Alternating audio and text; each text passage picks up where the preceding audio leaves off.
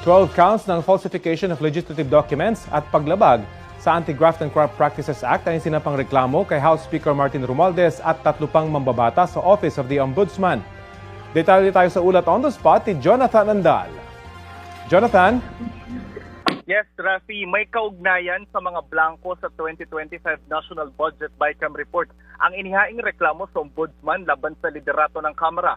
Pinakakasuhan sa Ombudsman sina House Speaker Martin Romualdez, Majority Leader Manix Dalipe, dating House Appropriations Committee Chair Congressman Zaldico at ngayong Acting Chair Congresswoman Stella Quimbo, pati na ang ilang staff o technical working group na di umano nagpunan nung mga blanco doon sa BICAM report. Ang mga tumayong complainant sa reklamo, sina Congressman Pantaleon Alvarez ng Davao del Norte, Attorney Jimmy Bondoc, pati sina Diego Magpantay at Attorney Ferdinand Topacio ng grupong Citizens Crime Watch at si retired Brigadier General Virgilio Garcia.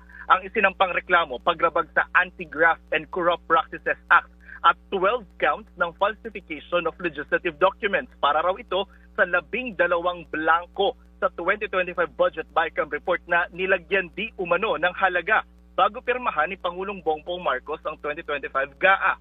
241 billion pesos daw ang kabuang halaga ng mga blanco na nilagyan ng amount.